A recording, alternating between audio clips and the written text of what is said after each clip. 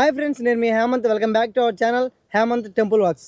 ఈరోజు మనమైతే ఒక మంచి అద్భుతమైన ఆలయానికి అయితే చూడబోతున్నాం. అది ఏ ఆలయం అంటే మన అలిపిరి టు తిరుమల ఈ మెట్ల మార్గంలో అయితే స్వామివారిని అయితే వెళ్ళి దర్శించుకోబోతున్నాం.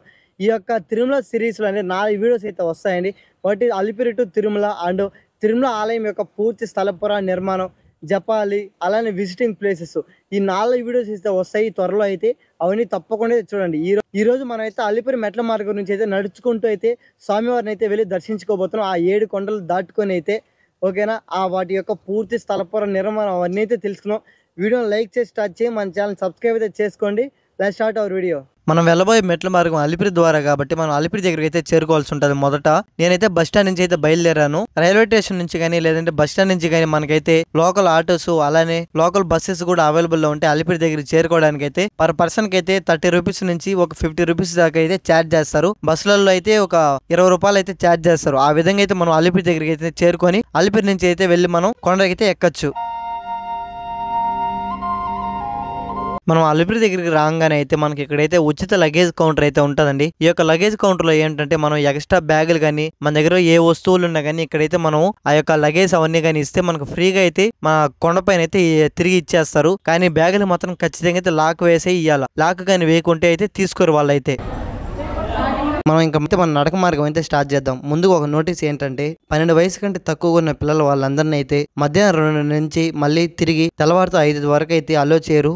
దానికన్నా ముందే అయితే మనం పిల్లల్ని వాళ్ళు ఎవరినైనా అయితే పిలుచుకొని వెళ్లాల్సి ఉంటుంది. అది ఈ యొక్క అలిపిరి మార్గంలోనే కాదు, శ్రీవారి మార్గంలో కూడా ఇదే మొత్తం జరుగుతుంది. మనం అలిపిరి మార్గం స్టార్ట్ చేసే ముందైతే ఇక్కడైతే మనకు దేవుని దగ్గర అయితే కాయకర్పూరం కానీ కొట్టేసి బయలుదేరడం చాలా మంచిది. అందువల్ల అయితే మనకు ముందరనే ఇక్కడైతే అంగిళ్ళు అవన్నీ అయితే ఉంటాయి. అక్కడైతే మనం తీసుకొని ఇక్కడ నుంచి అయితే బయలుదేరవచ్చు.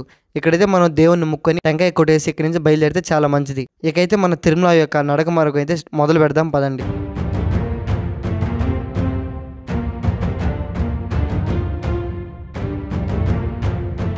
మనం ఈ యొక్క అలిపిరి నడక మార్గంలో వెళ్ళే ప్రదేశంలో అయితే మనకి ఎన్నో చూడవలసిన ప్రదేశాలు, ఎన్నో అద్భుతాలు అయితే ఉన్నాయి. వాటి గురించి అయితే ఒక్కొక్కటిగా తెలుసుకుంటూ అయితే వెళ్దాం.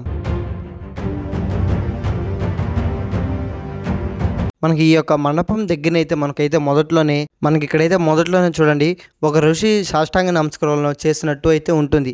ఈయన ఎవరంటే ఆయన పేరు మాలదాశ్రీ. ఆయన అయితే ఒక శైవ మతంలో అయితే పుట్టారు. కానీ ఆయన వైష్ణవ మతంలో అయితే చేరి ఎంతగానో అయితే శ్రీ మహావిష్ణువు అయితే పూజించి ఆ వైకుంఠంలో అయితే చేరారు. అందువల్ల అయితే ఇక్కడ ప్రతి ఒక్క భక్తులు అయితే సాష్టాంగ నమస్కారం చేసి మొదలు పెడతాం చాలా మంచిది. మనం ఆ యొక్క మాలదాశ్రీ యొక్క సాష్టాంగ నమస్కారం దాటుకొని రాగానే ఇక్కడైతే మనకు శ్రీవారి పాదాలు అయితే కనిపిస్తాయి. శ్రీవారి పాదాల దగ్గరికి అయితే వెళ్ళి స్వామివారిని దర్శించుకోండి. అలానే ఇక్కడైతే మనకు స్వామివారి యొక్క పాదాలకు ఎదురుగానే మనకు ఇక్కడ లక్ష్మీనరసింహ స్వామి ఆలయం అయితే ఉంటుంది. ఆ ఆలయం కూడా చూడడానికి ఎంతో అద్భుతంగా ఉంటుంది. అది కూడా దర్శించుకోండి.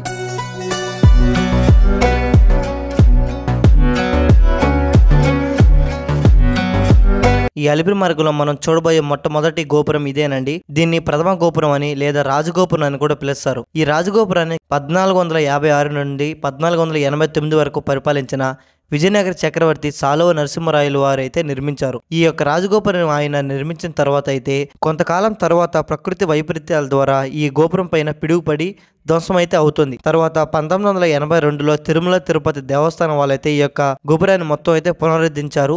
అప్పటి నుంచి అయితే ఈ యొక్క గోపురాన్ని అయితే ఎంతో అద్భుతంగా అయితే చూస్తున్నాం మనం అందరూ అయితే. ఈ యొక్క రాజగోపురం అనేది మనకు చూడడానికి 7 అంతస్తులో ఎంతో గంభీరంగా అయితే నిర్మించుంటారు. ఈ యొక్క రాజగోపురం పైన కూడా శిల్పకళ చాలా అంటే చాలా అద్భుతంగా అయితే ఉంటుంది.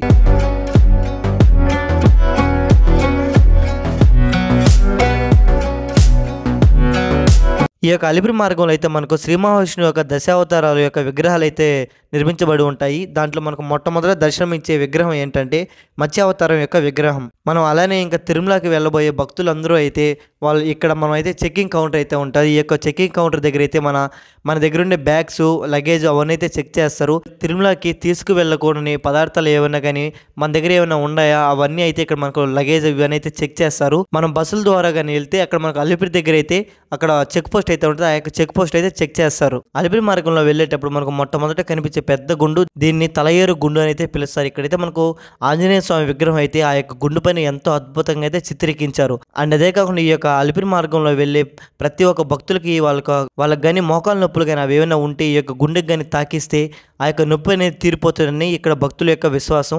అందువలన అయితే ఎన్నో కోట్ల సంవత్సరాల నుంచి ఈ యొక్క ఆచారం అయితే కొనసాగిస్తున్న దాని కారణంగా అయితే ఈ యొక్క గుండు పైన అయితే ఇక్కడ మనకు చూడండి ఆ యొక్క మోకాళ్ళ గుర్తులు అనేది అలానే ఉన్నాయి ఇప్పటికి కూడా. ఇక మనం ప్రయాణం అనేది కొనసాగిద్దాం.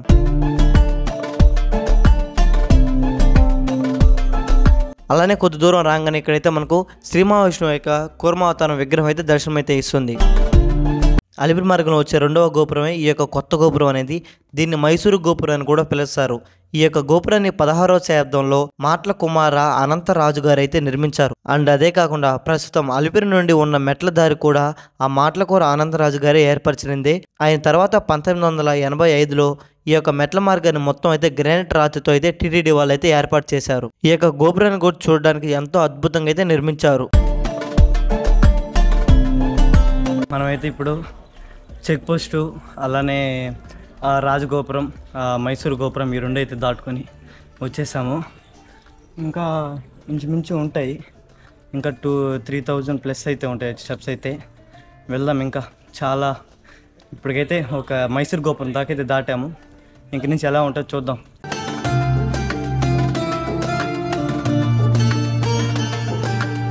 ఈ యొక్క మండపాన్ని రాజోళ్ళ మండపం అని అయితే పిలుస్తారండి. ఈ యొక్క మండపాలు అనేది ఈ యొక్క అలిపిరి మార్గంలో అక్కడక్కడైతే ఉంటాయి మనకు, ఎందుకంటే భక్తులు విశ్రాంతి తీసుకోవడానికి అయితే ఉంటాయి. అండ్ అదే కాకుండా ఈ యొక్క మండపాల దగ్గర అయితే మనకు షాపులు అవన్నీ కూడా ఉంటాయి. మనకి ఏమైనా కూల్ డ్రింక్స్ అవన్నీ కావాలంటే తీసుకోవచ్చు. బట్ ఒకటండి, మీరు ఏమైనా కొనాలనుకుంటే ఆ యొక్క ఎంఆర్పి ధర అనేది తెలుసుకొని అయితే కొనుక్కోండి. శ్రీ మహావిష్ణువు యొక్క 3వ అవతారమైన వరాహ అవతారం అయితే ఇక్కడ మనకు దర్శనం అయితే ఇస్తుంది. ఈ యొక్క దశావతారాల యొక్క విగ్రహాలు అనేవి మీరు వెళ్ళే మార్గంలో అక్కడక్కడ అయితే వస్తూ ఉంటాయి. వాటిని అయితే మీరు తప్పకుండా అయితే దర్శించుకుంటూ అయితే వెళ్ళండి.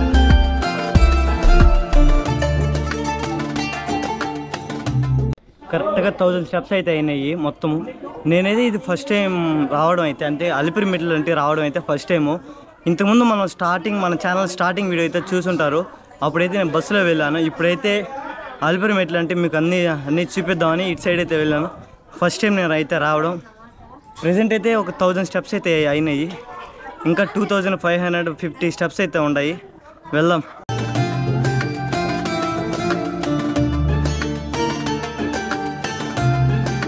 చూడండి, మనమైతే వచ్చేసాం గాలిగోపురం దగ్గరికి. అయితే నేనైతే ఈ యొక్క కొండకు బయలుదేరిన కాడి నుంచి అయితే నేను ఎంతో ఆతృతగా వెయిట్ చేస్తున్న ప్రదేశం ఈ యొక్క గాలిగోపురం అనేది.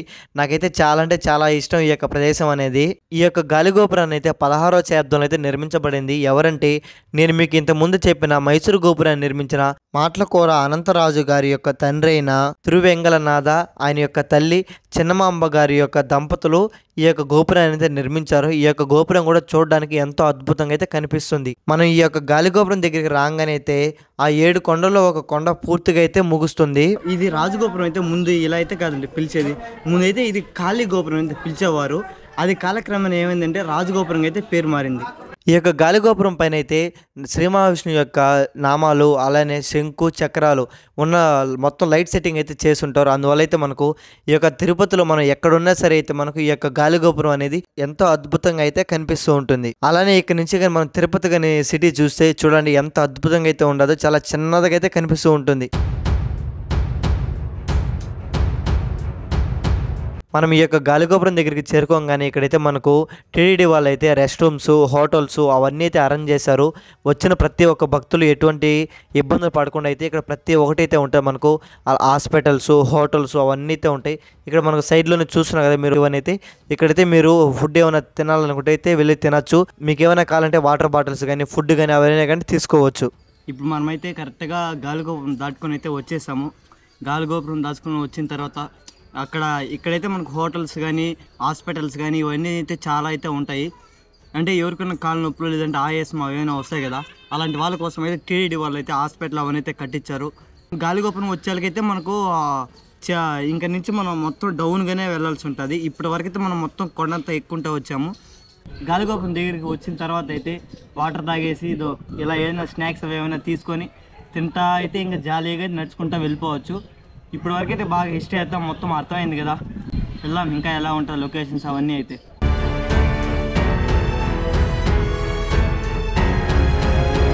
ఇక్కడ చూడండి, టీడీడీ వాళ్ళైతే ఒక బోర్డు అయితే వేశారు. అదేంటంటే ఏ యొక్క వన్యప్రాణికి కూడా ఆహార పదార్థాలు పెట్టవద్దు.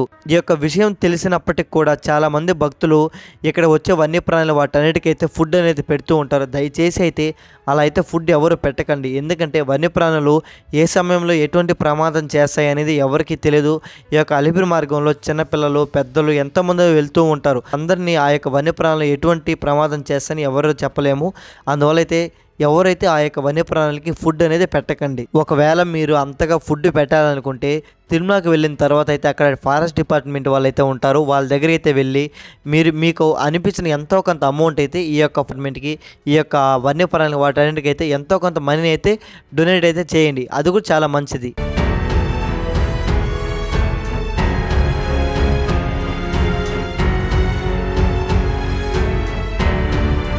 చూడండి, మనమైతే ఆంజనేయ స్వామి దగ్గర అయితే వచ్చేసాం. ఈ యొక్క విగ్రహం చూడండి ఎంత అద్భుతంగా అయితే ఉంటుంది. ఈ యొక్క విగ్రహం దాదాపు నాకు తెలిసిన కాడికి ఒక 50 అడుగులు అయితే ఉంటుంది. ఎంతో అద్భుతంగా టీటీడీ యొక్క చీఫ్ ఎగ్జిక్యూటివ్ ఆఫీసర్ అయిన పివిఆర్కే ప్రసాద్ గారు అయితే మొత్తం అయితే ప్రతిష్ఠించారు. ఆంజనేయ స్వామిని దర్శించి మన ప్రయాణం అయితే కొనసాగిద్దాం పదండి.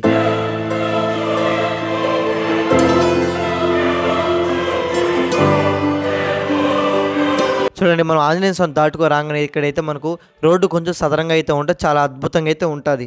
అలానే ఇక్కడైతే మనకు లక్ష్మీ నరసింహ స్వామి ఆలయం అయితే ఉంటుంది. ఈ ఆలయాన్ని మీరు తప్పకుండా అయితే దర్శించుకోండి. ఈ ఆలయానికి ఎంతో అద్భుతమైన చరిత్ర ఉందండి. అదేమిటంటే పూర్వం ఒకసారి అయితే హిరణ్యకశిపుని సంహరించిన తర్వాత అయితే లక్ష్మీ నరసింహ స్వామితో ఉగ్ర రూపంలో అయితే స్వామివారు ఈ యొక్క కొండలు మొత్తం అయితే తిరుగుతూ ఉంటారు. దేవాది దేవతలందరూ అయితే వెళ్ళి లక్ష్మీదేవి అమ్మవారిని అయితే కోరగా లక్ష్మీదేవి అమ్మవారు చెంచు రూపంలో అయితే వచ్చి ఈ యొక్క ప్రదేశంలో స్వామివారిని అయితే ఈ యొక్క కొండ దాటకుండా అయితే ఆపి స్వామివారిని అమ్మవారు ప్రసన్నం చేసుకున్న ప్రదేశమే ఈ యొక్క లక్ష్మీ నరసింహ స్వామి ఆలయం అనేది. ఈ ఆలయాన్ని మీరు తప్పకుండా దర్శించుకోండి. చూడండి, ఇప్పుడైతే మనకు మెట్ల మార్గం మొత్తం అయిపోయింది.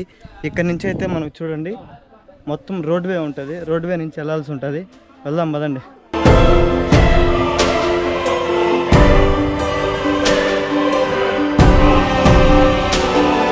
కనిపిస్తుంది కదా డివైడర్. ఈ డివైడర్ పైన అయితే నడుచుకుంటూ వెళ్ళాలా.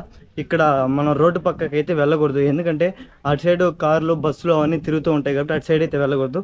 మనం ఈ డివైడర్ పైన అయితే నడుచుకుంటూ వెళ్ళాలి. మనకు ఇప్పుడు టోటల్గా అయితే మెట్లు మార్గం మొత్తం అయితే కంప్లీట్ అయిపోయింది.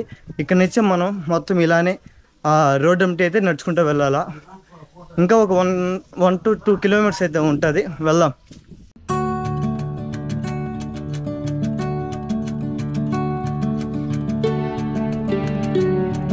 అండి, మనం అయితే ఇదంతా తిరుక్కొని అయితే లాస్ట్కి ఇంకా మోకాల పర్వతం దగ్గరికి అయితే వచ్చేసాము. ఒక 10 అడుగులు వేసి అయితే మనకు మోకాల పర్వతం అయితే వస్తుంది. దగ్గరికి అయితే వచ్చేసాం, ఇంకా వెళ్దాం.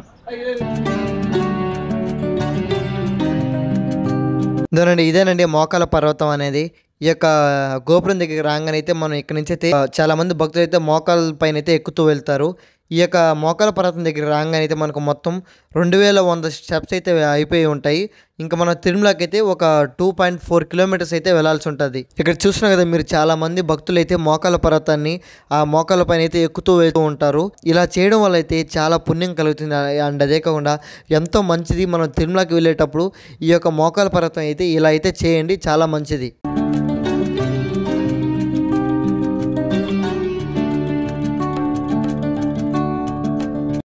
ఇదేనండి, మనమైతే వచ్చేసాము. ఇంకొక 50 స్టెప్స్ అయితే ఉన్నాయి కరెక్ట్గా మనం వెళ్ళాల్సినది. కరెక్ట్గా నేను ఎన్ని గంటలకు స్టార్ట్ చేశానంటే 7కి అయితే స్టార్ట్ చేశాను. ఇప్పుడు టైం చూడండి, కరెక్ట్గా టైం చూడండి 10:33 అవుతుంది. దగ్గర అయితే నాకు మొత్తం పట్టింది 3.5 hours అయితే పట్టింది మొత్తం తిరుమల అయితే ఎక్కడానికి. ఇంకొక 50 మెట్లు అయితే ఉన్నాయి. వెళ్దాం పదండి. తిరుమలకి సుస్వాగతం అందరికి. నేనైతే ఫ్రీ దర్శనం అయితే వెళ్తున్నాను. మీ సౌకర్యాన్ని బట్టి అయితే మీరు తిరుమలకి వచ్చి స్వామివారిని దర్శించుకోవచ్చు. 300 రూపాయల టికెట్ అయినా కొనుక్కోవచ్చు. లేదంటే మనకు తిరుపతిలో అయితే ఫ్రీ టోకన్లు అయితే ఇస్తూ ఉంటారు. ఆ యొక్క టోకన్ కూడా తీసుకొని వచ్చి స్వామివారిని అయితే దర్శించుకోవచ్చు. మీ సౌకర్యం ఎలా ఉంటే అలా చేసుకోండి.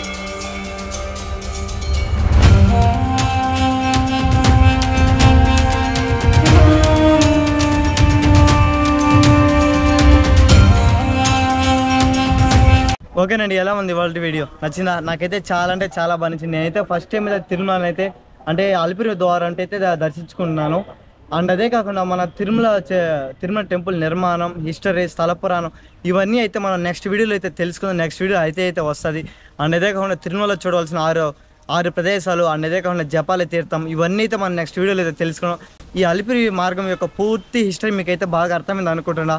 ఈ వీడియోగా నచ్చితే ఈ వీడియోని లైక్ చేయండి, మన ఛానల్ సబ్స్క్రైబ్ అయితే చేసుకోండి. మళ్ళీ ఒక మంచి వీడియోలో కలుసుకుందాం. అంతవరకు మీ హేమంత్ టెంపుల్ వ్లాగ్స్. జై హింద్.